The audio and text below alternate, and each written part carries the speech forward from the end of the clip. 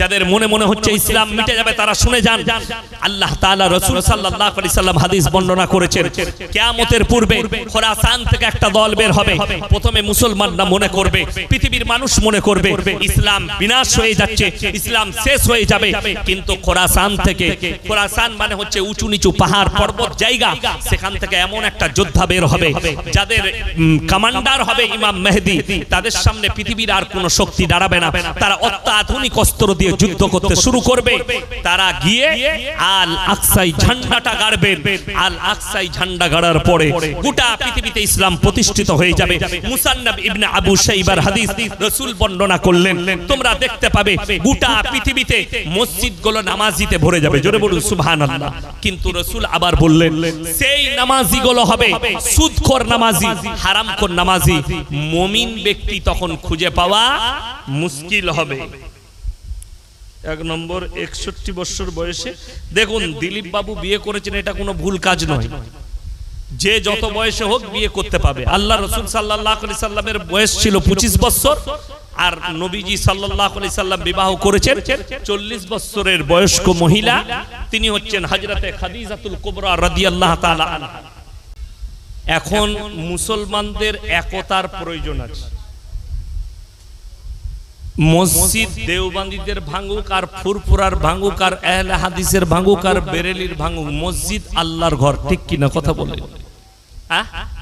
কবরস্থানে আমাদের মুসলমান ভাই মা বোনকে আমরা কি করি? শোয়াই না? শোয়াই না? শোয়াই তো। তাইলে সবাই মুসলিম। তাইলে এখন আমাদের কাজ হচ্ছে ঐক্য এবং মিল মহব্বত, এবং এই বিলটা যাতে প্রত্যাহার হয় তার একটা কর্মসূচি শান্তিভাবে নেওয়া। আমি এর আগের জলসায় আমার বয়ান বেরিয়েছে যে আমি আগেও বললাম জলসার আগে, ইস ঘর কো আগ লাগি ঘর কি চিরাগ সে, আমরা নিজেদের ঘরে আমরা নিজের আগুন ধরাচ্ছি, এটা মাথায় রাখবেন। কেউ কেউ কি গালি না দিয়ে সব থেকে বেটার হচ্ছে বসে ফয়সালা করা, ডাইরেক্ট কথা বলুন। ফেসবুকে গালি দেওয়া খুব সহজ, আমি দেখলাম অনেকজন ফেসবুকে গালি দিচ্ছে। যে কোনো আলেমকে, আপনার ইমামকে আপনি পেছনে গালি দিতে পারবেন, সামনে পারবেন? পারবেন না। সামনে গালি দেওয়া আর পেছনে গালি দেওয়া, যারা ফেসবুকে গালি দিচ্ছেন গালি দিবেন না, আপনি নিজের ক্ষতি করছেন। গালি কেন দিবেন? তিনি ভুল করেছেন, তিনাকে ডাইরেক্ট ফোন করুন, তিনার ফোন আছে, তিনার পিএ আছে, আপনি ফোন করুন, খোঁজলেন, জমিয়তের আরো কর্মী আছে, খোঁজলেন। এটা কাশ্মীর পেহেলগামে হামলা হয়েছে, দেখুন খুবই দুঃখজনক, খুবই দুঃখজনক।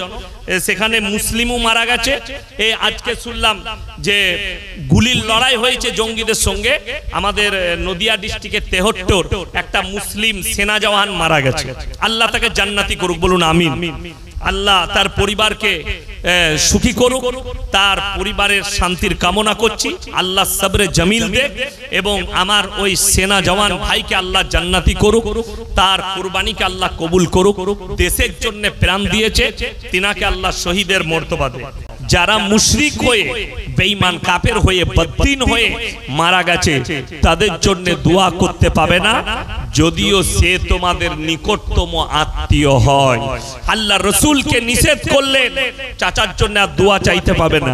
এরপর ইয়াসিন কোন ক্ষেতের মুলি, যে একটা সুদখোর জেনে শুনে জীবনভর সুদ খেয়েছে, তাকে আমি দোয়া করে জান্নাতে দেবো? আর আল্লাহ আমার মতো মূর্খের দোয়াকে আল্লাহ কবুল করবে?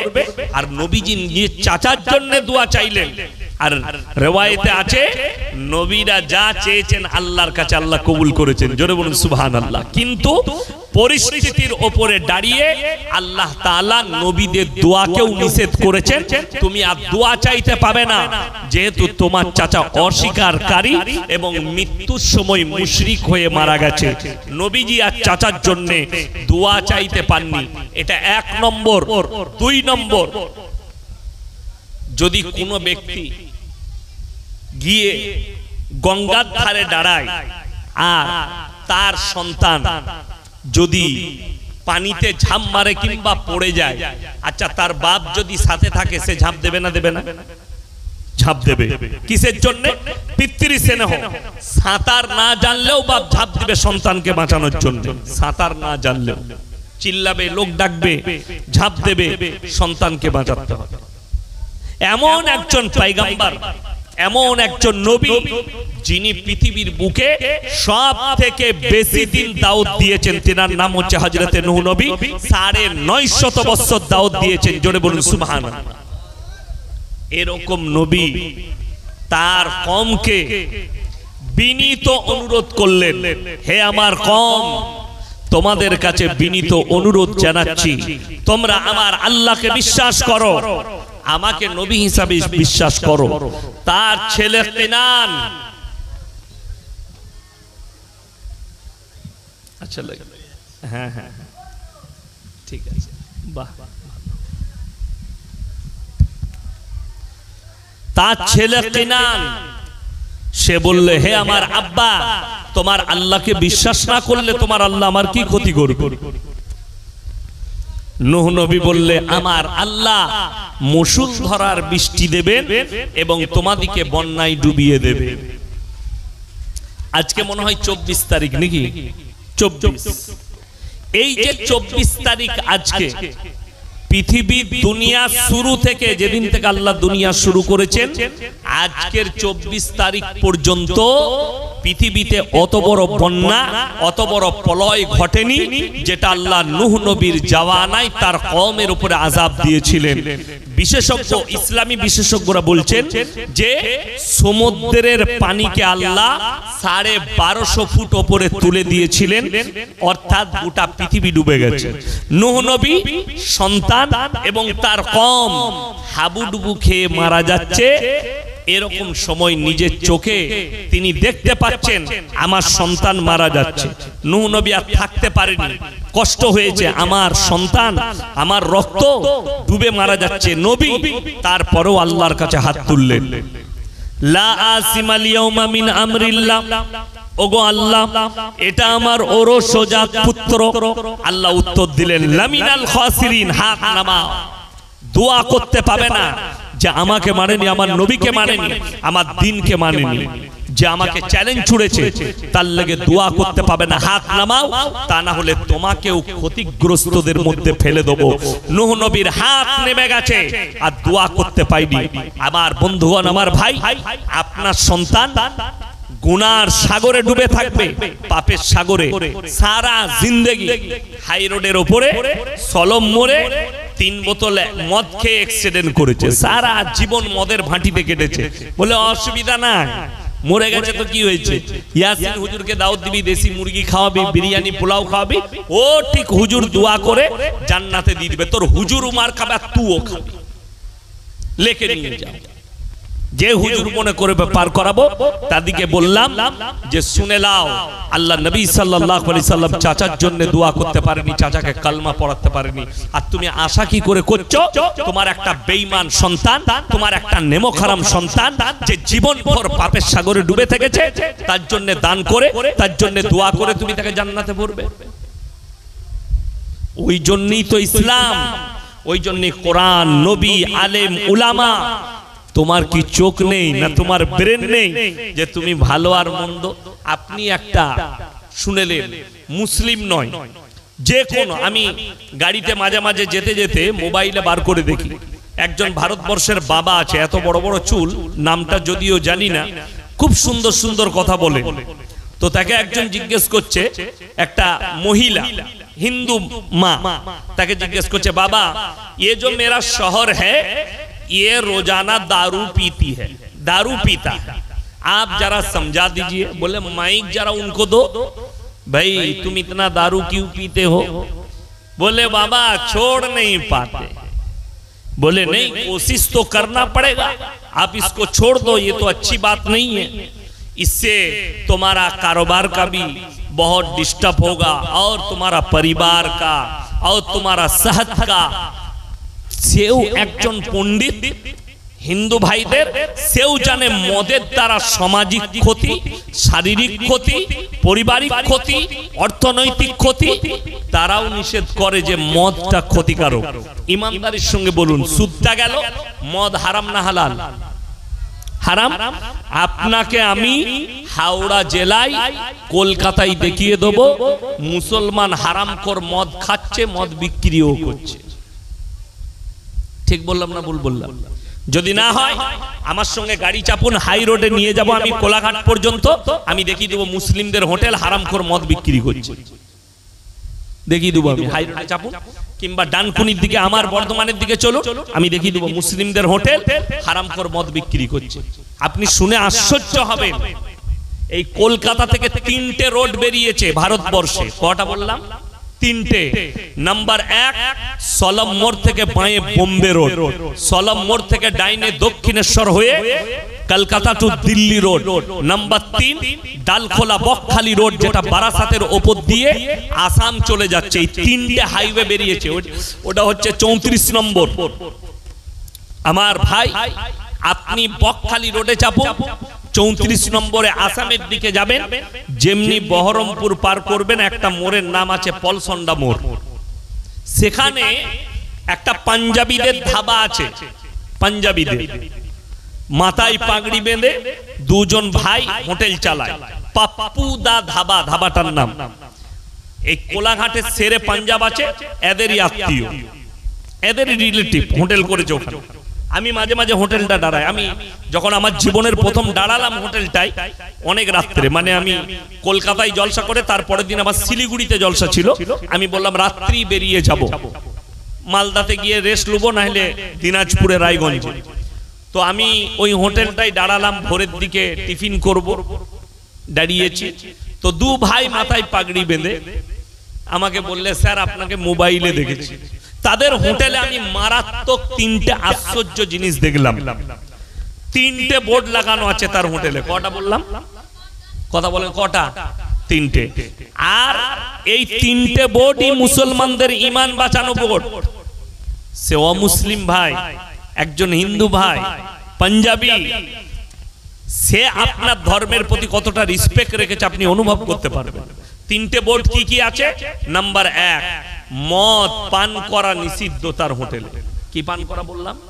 মদ পান করা নিষিদ্ধ। নাম্বার 2 মদ বিক্রি নিষিদ্ধ। নাম্বার 3 নো স্মোকিং, ধূমপান নিষিদ্ধ। এই 3টে বোর্ড। আমি তাকে জিজ্ঞেস করলাম, ভাই আপনার হোটেলে আমাকে সব থেকে বেশি ভালো লেগেছে এই 3টে বোর্ড দেখে। আমাকে কি বললো জানেন? স্যার আমি যেখানটা ব্যবসা করছি এখানে 80% মুসলিম আর আমার কাস্টমার হচ্ছে 80% মুসলিম, এবং আমি জানি আপনাদের ধর্মে মদ টাচ করা হারাম, স্পর্শ করা হারাম। আপনি ভেবে দেখুন যে একজন অমুসলিম ভাই আপনার ধর্মকে কতটা রেসপেক্ট, কতটা শ্রদ্ধা করে, যে তার হোটেলে সেখানে 80% মুসলিম আসে বলে সে তার মদ বিক্রি করে না। অথচ আপনি চলুন তার হোটেল থেকে 20 কিলোমিটারের মাথায় আমি দেখিয়ে দেবো মুসলিমদের হোটেল হারামখোর মদু খাচ্ছে, মদু বিক্রি করছে।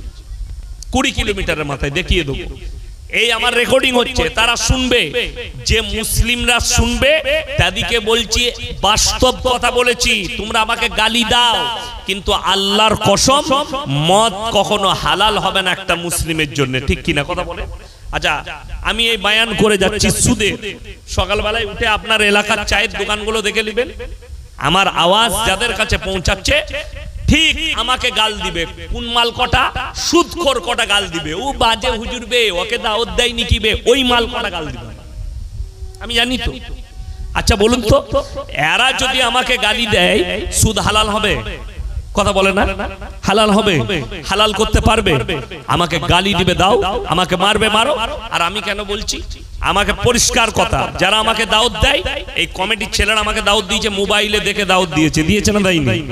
আমার বয়ান শুনে দাওয়াত দিয়েছে। আমাকে যদি বলে হুজুর এত কড়া বক্তব্য দিবেন, আমার গাড়ি রেডি আছে, পয়সা ফেক তামাশা দেখ পালিয়ে যাবো, আবার কালকে যেখানে যাবো এইটাই বলবো, নিতে পারলে নিবি, না হলে লিস না।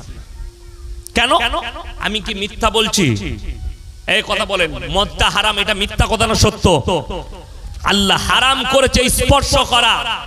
সুদটা হারাম আমার আল্লাহ করেছেন, এবং আল্লাহ বলেছেন যারা জেনে শুনে সুদ খাবে তারা যেন আমার সঙ্গে যুদ্ধ ঘোষণা করলো। একটা মুসলমান কি করে সুদ খেতে পারে, কি করে মদ খেতে পারে। নাম্বার 3, আমি খালি আপনাকে বলে দিচ্ছি, আপনি খালি সকালবেলায় মহলম লাগাবেন, মহলম গুলো লাগিয়ে নেবেন। লটারির টিকিট হারাম না হালাল? কথা বলে হারাম। আর আপনাকে আমি আপনার সাঁতরাগাছির আশেপাশে আপনাকে দেখিয়ে দেবো, চলুন সলম মোড়ে দেখিয়ে দেবো মুসলিম ছেলে লটারি বিক্রি করছে, লটারি কাটছে। ঠিক বললাম না ভুল বললাম? চলুন আপনি রানীহাটিতে, চলুন আপনি অঙ্কুরহাটিতে, আপনাকে দেখিয়ে দেবো। আমি খালি হক বলি বলে আমার জন্য অনেক সমালোচনা, অনেকজন গালি দেয়, আমি এটাকে পরোয়া করি না। একবার আপনাদের এখানে অঙ্কুরহাটি আছে না? আমি জানি না, আমি জলসা করতে গেছি, আমাকে দাওয়াত দিয়েছে পাড়ার ছেলেরা অঙ্কুরহাটিতে। তো ওই চেকপোস্ট থেকে ঢুকেই জলসা করছে, যেখানে সিগন্যালটা আছে ওখান থেকে ডাইনে ঢুকে। আমি জানি না, আমি খালি মোবাইলে দেখেছিলাম একটা মেয়ে ছোট পোশাক পরে শরীর দেখিয়ে চা বিক্রি করছে, আর তার কাছে ভিড় কাদের? গুটকাখোর জানোয়ারগুলোর ভিড়। আমাদের যেগুলো জানোয়ার আছে, গুটকাখোর আছে আর বিড়ি সিগারেট খোর আছে, তারা বাইক নিয়ে ভিড় করে চা খাবার লেগে লয়, তার শরীর দেখার লেগে, তার রূপ দেখার লেগে।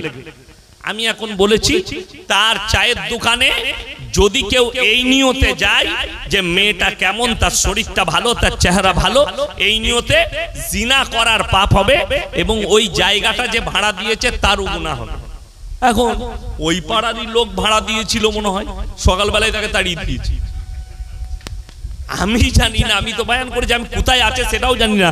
পরে আমি শুনছি, যখন ফেসবুকে দেখছি, আমার ড্রাইভার দেখাচ্ছে, হুজুর আপনি কালকে বললেন, এই দেখুন এই দোকানটা তো ওখানেই ছিল।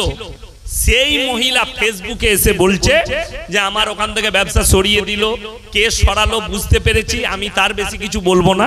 আমি মনে মনে ভাবলাম, খালি বল আমার নামটা নিয়ে, তারপরে তোর কি বীজ মারতে হয়তো আমি জানি, ভয়ে আমার নাম লাইন। যাই হোক, সে যা করেছে, আবার চালাচ্ছে দোকান। ভিড় কাদের? নেমো খারামদের, জানোয়ারদের। আপনি জানেন না, আমি সব বলবো আপনাকে একটা একটা করে। আমার মুসলমান ভাই, লটারির টিকিট হারাম। মুসলমান আজকে হারাম জানার পরেও লটারি কাটছে। আচ্ছা বলুন তো, ইমাম সাহেবকে বলে, হুজুর আপনি এইটা বলবেন, হ্যাঁ সুদ নিয়ে বায়ান করবেন, হুজুর আপনি লটারি নিয়ে বলবেন। এখন ইমাম সাহেব নতুন এসছে, ইয়ং ছেলে, জোশের ওপরে বায়ান করে দিল লটারি নিয়ে। গ্রামের যতগুলো লটারিওয়ালা মাল ছিল, এরা এরপর চিন্তা লাগালে মালটাকে তাড়াতাড়ি তারাই না। আচ্ছা বলুন তো, গোটা পশ্চিম বাংলায় একটা মসজিদের কমিটি বার করে দেন, একটা মসজিদের সেক্রেটারি বার করে দেন, যে মসজিদের মেম্বারে দাঁড়িয়ে বলেছে যে শোনো, আমার মহল্লার গ্রামের যত মানুষ আছেন, কেউ যদি সুদের কারবার করো, সুদ খাও, সে ইমামকে পালা দিবে না। এরকম ঘটনা শুনেছেন? কেউ বলেছে কোনোদিন? যে সুদ খাবে সে ইমামকে পালা দিবে না। আপনার জানা আছে? আপনি বলবেন আমি দোয়া করব, আপনি আমিন বলবেন। আপনি হুজুরকে ডেকে দোয়া করাচ্ছেন। দোয়া কবুলিয়াতের জন্য শর্ত যেটা রাখা হয়েছে সেটা হচ্ছে হালাল খাবার। কি খাবার বললাম? হালাল। তো মুসলমান হারাম হালাল তো বুঝে না। কেন বুঝে না? এদের কাছে দ্বীনি শিক্ষা না থাকার কারণে। আমি আপনাকে দেখিয়ে দেবো, যত বালি আমার বর্ধমান থেকে আসছে, যত পাথর বীরভূম ডিস্ট্রিক্ট থেকে আসছে না আসেনি? পাথর বালি এই দুটো জেলা থেকে বেশি কলকাতায় ঢুকছে। দামোদর নদী, কলকাতায় সব থেকে দাম বেশি হচ্ছে সিল্লার ঘাটের বালি, আমার বাড়ির কাছে ঘাটটা। প্রত্যেক দিন 2500 3000 গাড়ি লোড হয়, কলকাতা 24 পরগনা চলে যাচ্ছে। মুসলিমদের ছেলে লরি চালায়, গাড়ি লোড করেছে, হাই রোডে চেপেছে, হোটেলে ঢুকি প্রথমে 2 বোতল মদ খেয়ে নিল, এরপর বলছে ভাই মুরগির মাংস আর রুটি নিয়ে আয়। সে হোটেলের কর্মচারী বেচারা মুরগির মাংস আর রুটি এনেছে, তখন হারাম করে জিজ্ঞেস করছে মুরগিটা জবাই না কাটা। আমরা ওকে মার জুতো করে। আচ্ছা, যে লোকটা মদ খেলো তার লেগে এটা জিজ্ঞেস করে লাভ আছে? হারাম না কাটা না গোটা? মদটা হারাম এটা জানলে তো আর তাকে সে গোটা কাটাটা খেত না, আর মদটাও খেত না। মদটার বেলায় খেয়ে নিচ্ছে, কিন্তু ও জানে আমাকে মুরগি খেলে জবাই করা খেতে হবে। যেমন আপনি শুনে গেলেন যে আপনাকে জবাই করা মাংস খেতে হবে, সকালবেলায় উঠে আপনি সাঁতরাগাছির কোনো এক মার্কেটে গেলেন, দিয়ে বললেন ভাই জবাই করা 1 কিলো মাংস দে, কিনছেন জবাই করা মাংস, কিন্তু টাকাটা আবার সুদের টাকা, সেই একই মাল দাঁড়িয়ে গেল। বুঝাতে পারলাম কিছু? টাকা সুদের, মালটা এক। আচ্ছা, রুজির মালিক সকলে বলুন কে? আল্লাহ। ভাগ্যের মালিক কে? ভাগ্যের মালিক যদি আল্লাহ হয়, আপনি একটা কাগজ, লটারি কেন হারাম বলে দিই, ভাগ্যের মালিক কে? আল্লাহ। আপনি চলে যান কাঁচি সাঁতরাগাছি স্টেশন, আপনি ওপারে বেরিয়ে যান 1 নম্বরে, কিংবা এইদিকে থাকুন, কিংবা সাঁতরাগাছিতে চেপে হাওড়াতে যান, আপনি 1 নম্বর প্ল্যাটফর্মে হাওড়া ব্রিজের দিকে বের হন, কয়েকটা হারামখোর চট বিছিয়ে বসে আছে, ছিড়া চট, আর মাথায় সরষের তেল লাগিয়েছে, দিয়ে বসে আছে সকালবেলায়। তাদের কাজ কি? ওই ছিড়া চটে বসে লোকের হাত দেখে ভবিষ্যৎ বলে। তারা লোকের হাত দেখে ভবিষ্যৎ বলে। জানেন, ভবিষ্যৎ বলাটা আজকের ঘটনা নয়, এই রকম ভবিষ্যৎ বলনেওয়ালা দুনিয়া শুরু থেকে আছে, ধোঁকাবাজ। ফেরাউনের যারা গণককার ছিল ফেরাউনের কাছে, তারা ফেরাউনের হাত গুনে বলেছিল, হাত দেখে তোমার এই মিশরে এমন একটা ছেলে জন্মগ্রহণ করবে, সে হবে তোমার দুশমন। এটা বলার পরে ফেরাউন বললে, আমি তো যত বেটা পয়দা হবে আমি কতল করে দেব এই বছরে। কতল করতে লাগলে, রেওয়ায়েতে আছে গোটা মিশরের মাটিতে কয়েক লাখ সন্তানকে হত্যা করেছিল ফেরাউন তার যুগে। কয়েক লাখ বাচ্চা পয়দা হয়েছে, কতল করে দাও, বেটা ছেলে মেরে দাও, বিটি ছেলে হলে ছেড়ে দাও। কিন্তু আল্লাহ কত কুদরতওয়ালা, মুসা নবী তিনি যে তিনার মায়ের পেটে ছিলেন, পেটে দেখে মনে হয়নি যে তিনি গর্ভবতী। জোরে বলুন সুবহানাল্লাহ। হঠাৎ রাত্রিতে প্রসব বেদনা, মুসা নবী জন্মগ্রহণ করলেন। এবং অনেক লম্বা ঘটনা আছে, আমি খালি আপনাকে বুঝাবার জন্য বলছি। ফেরাউনের ঘরে লালিত পালিত হচ্ছে, আল্লাহর তরফ থেকে আওয়াজ এসছে, তোমার বাচ্চাকে বাস্কই ভরে, কাঠের বাস্কে ভরে নীল নদীতে ভাসিয়ে দাও। ফেরাউনের যে রাজপ্রাসাদ, তার গার্ডেনের কাছে গিয়ে আটকিয়েছে, যেখানে সকালবেলায় বসে থাকে বিবি আসিয়া আর ফেরাউন।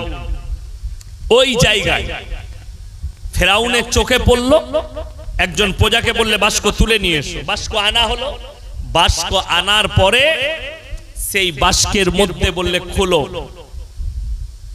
অনেক তার প্রজারা চেষ্টা করলো, খুলতে পারছে না। এরপরে বিবি আসিয়া বললে আমাকে ছাড়ো।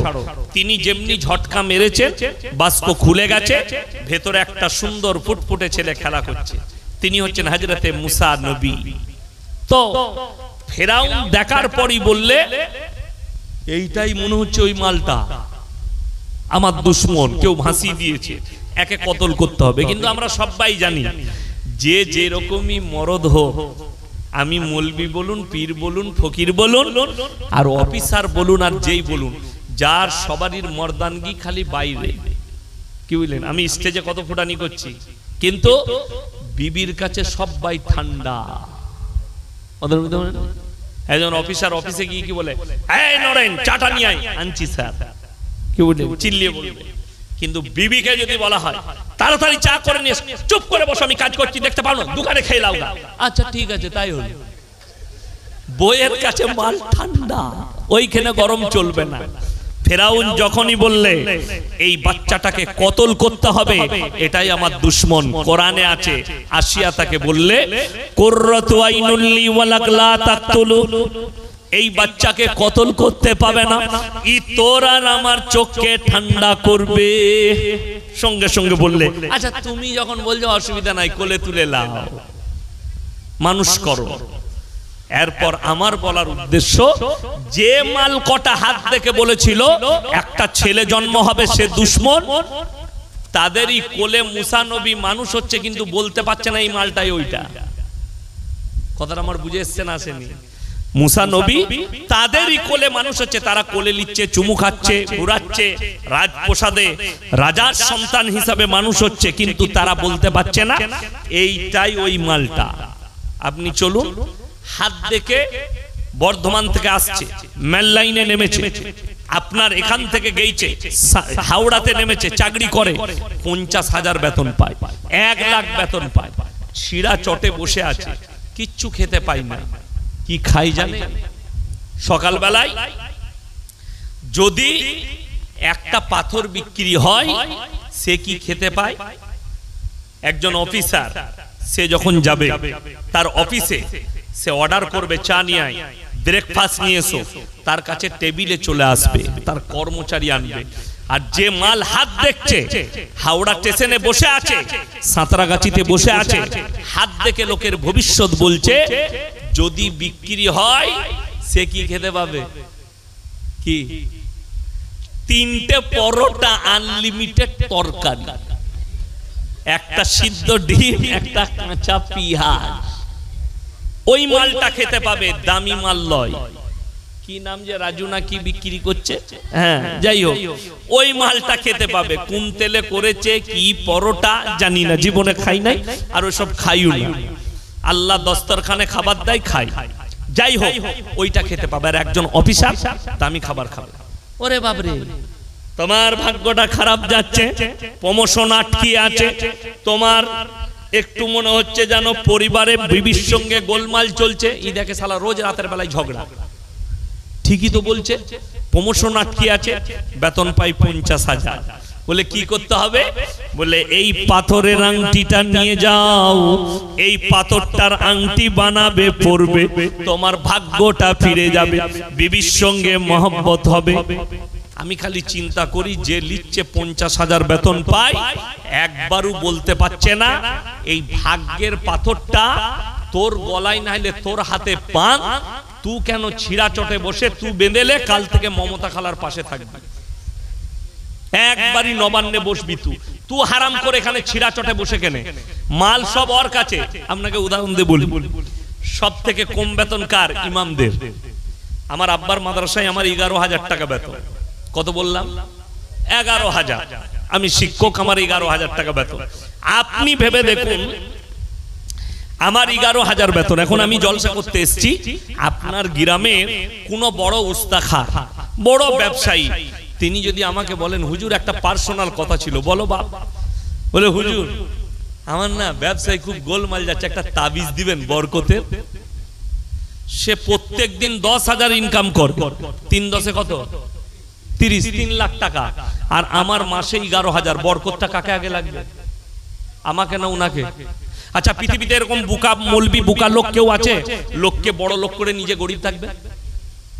কথাটা বুঝেন? হ্যাঁ, বলছে আমাকে হুজুর বরকতের তাবিজ দাও। ইমামের বেতন 6,000, আর বরকতের তাবিজ যে নিচ্ছে তার ইনকাম 50,000 মাসে। ভেবে দেখুন কার সমাজ বরবাদ হলো। আমার মতো 100টা মৌলবি ধরা পড়বে, সমাজকে ধোঁকা দিয়েছো, প্রতারণা করেছো, প্রবঞ্চনা করেছো। শুধু তাই নয়, বড় কষ্ট হচ্ছে।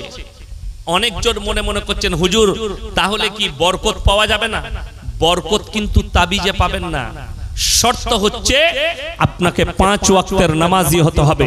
রাসূল সাল্লাল্লাহু আলাইহি সাল্লামের হাদিস, যারা 5 ওয়াক্তের নামাজি হবে মৃত্যুকাল পর্যন্ত আল্লাহ তাদের রুজিতে কোনোদিন কমি দিবেন না। জোরে বলুন সুবহানাল্লাহ। আপনি নামাজি হন। 2 নম্বর, যারা আল্লাহর রাস্তায়